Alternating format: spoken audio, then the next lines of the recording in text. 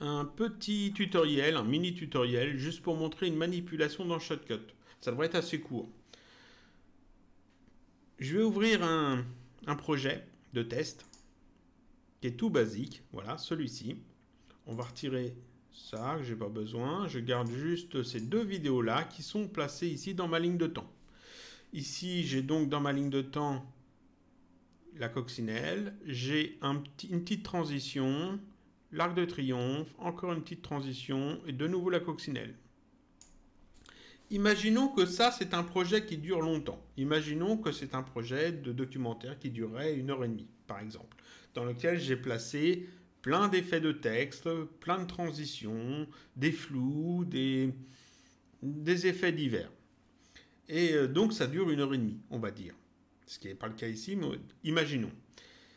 Et j'aimerais en fait vérifier que un des effets que j'ai ajoutés fonctionne bien une fois que j'ai exporté ma vidéo. Je ne vais pas exporter la vidéo d'1h30 pour juste vérifier un effet. Je veux en fait exporter seulement la portion où il y a l'effet. Imaginons que c'est cette portion-là. Ici, la coccinelle, la petite transition, l'arc de triomphe, de nouveau une transition, puis la coccinelle. Imaginons que cet effet-là, j'aimerais voir ce qu'il donne une fois exporté. Et pour ça, je ne veux pas exporter tout le projet parce que le projet est peut-être très long. Et quand on exporte un projet très long, l'exportation dure longtemps.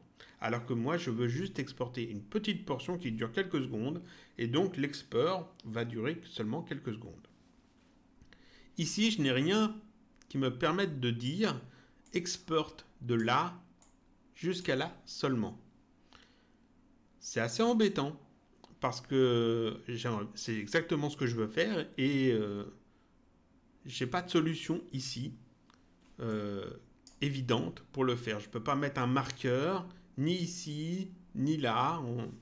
Il n'y a pas de possibilité.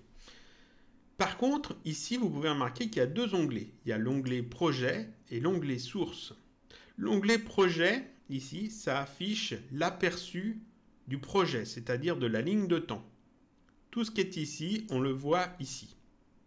C'est ce qui nous permet de voir en fait ce que l'on fait quand on fait un montage. L'onglet source, lui, sert à afficher ici l'aperçu, ou plutôt la vidéo, ou l'image, ou peu importe ce que ce soit, d'un élément qui se trouve dans la liste de lecture sur laquelle on a double-cliqué, ou alors un élément que l'on vient de charger dans Shotcut. Si je prends une vidéo et je la déplace sur Shotcut, elle va se charger ici, mais elle ne va pas se charger dans l'onglet projet. Elle va se charger dans l'onglet source. On va le faire, je vais cliquer là-dessus 2 fois, et ça ouvre ici la vidéo dans l'onglet source. Je vais remettre ça comme c'est par défaut. Voilà. Donc ça l'ouvre ici dans l'onglet source. Et donc ici, je peux faire lecture et ça me joue en fait cette vidéo-là dans l'onglet source. L'onglet projet, lui, n'a pas bougé. Ça, c'est mon projet, c'est ma ligne de temps. Et ça, c'est une sorte de visualiseur qui nous permet en fait de faire le dérochage des éléments qu'on va charger ici. C'est-à-dire que quand j'ai plein de vidéos et que je veux seulement en prendre une petite partie pour mettre là-dedans, je peux tout à fait dire, dans toute cette vidéo-là, je veux seulement la partie où c'est la nuit comme ça. Donc on va faire ça. Et puis je veux seulement jusque là seulement. Donc toute cette partie-là, j'en veux pas. Toute cette partie-là, j'en veux pas. Je veux seulement ce petit bout-là. Donc on peut faire ça et puis dire ce petit bout-là, tac, je l'ajoute ici. Et donc, cette vidéo-là, c'est seulement ce petit bout-là. C'est pas cette partie-là, c'est pas cette partie-là, c'est seulement ce petit bout-là. Et ça, c'est exactement ce que je veux faire avec ma timeline, avec ma ligne de temps, pour pouvoir l'exporter. Donc, la solution serait de copier tout le contenu de la ligne de temps dans l'onglet source afin de pouvoir utiliser cette petite barre avec ces deux petits triangles qui permettent de définir le début et la fin d'une vidéo. Et Shotcut a prévu cette fonction. Donc je retourne ici dans Projet. Et ici dans ma ligne de temps, je vais ouvrir ce petit menu. Je vais aller dans le sous-menu Autre. Et ici on a une fonction, copier la timeline vers la source. Je clique dessus. Shotcut est passé dans l'onglet source et est en train de me lire le contenu de ma timeline. Je vais mettre pause. Voilà. Donc ici, dans la source, il m'a ouvert tout ce que j'ai mis dans ma ligne de temps. Donc si je veux mon petit effet ici, ben, j'ai juste à le rechercher ici. Il se trouve là. Donc moi, ce que je veux, c'est exporter juste cette partie-là. Donc je veux que ça commence, on va dire, à peu près là. Donc je vais déplacer ce petit triangle à peu près là. Donc ici, j'ai la petite coccinelle, voilà. J'ai ma transition, l'arc de triomphe, la transition, de nouveau la coccinelle, et on va dire que je veux exporter jusqu'ici. Donc ce petit triangle-là, je vais le ramener ici. Je veux exporter juste cette petite portion-là. Dans projet, j'ai toujours mon projet complet. Ça n'a pas changé. Mais dans source, j'ai seulement la petite portion que je définis. Ensuite, ici, je vais dans exporter. Et ici, je peux choisir ce que je vais exporter. Alors, je vais repasser en mode normal. Voilà. Ici, j'ai une information, un paramètre source. Et ici, je peux choisir si je veux exporter la timeline, c'est-à-dire la ligne de temps qui se trouve ici, donc tout le projet. La liste de lecture, c'est-à-dire les vidéos qui sont mises dans la liste de lecture. Ça peut être utile. Chaque élément de la liste de lecture, voilà. Ou alors la source. Et là, en fait, ce que je veux, c'est exporter la partie que j'ai définie ici dans l'onglet source. Donc, je choisis la source. Je choisis ici le format dans lequel je veux l'exporter. Donc, on va prendre du YouTube. Je vais dans Avancer. Je vais changer en fait ici parce que je n'ai pas envie d'exporter en très grand. Voilà.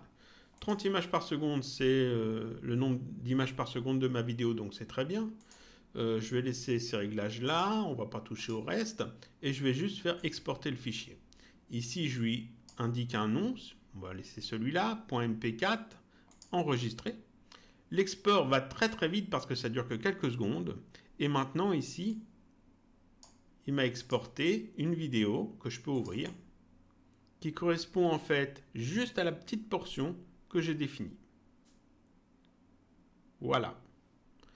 Et là, en fait, j'ai exporté seulement une portion de ma ligne de temps, juste pour vérifier un effet, un titrage, une transition, n'importe quoi, sans avoir à tout exporter.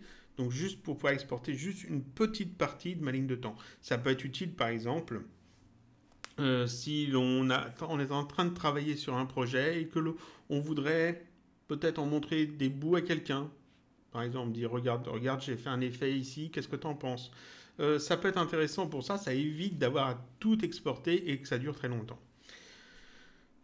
À noter que ici, si je veux me déplacer dans l'onglet source, dans ma vidéo, dans ma ligne de temps, je le fais avec cette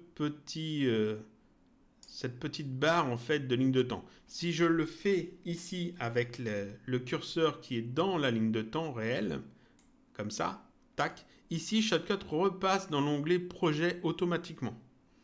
Donc on peut voir ici le temps réel dans l'onglet projet, mais quand je repasse en source, si je clique ici, ça bascule sur projet. C'est à partir de cette petite barre là que je dois en fait naviguer dans ma vidéo. Voilà, ça c'était une petite astuce, une petite fonction qui n'est pas forcément cachée, mais il faut la connaître. C'est donc dans ce menu-là, dans Autres, copier la timeline vers la source. C'est une petite chose à connaître. Voilà, voilà.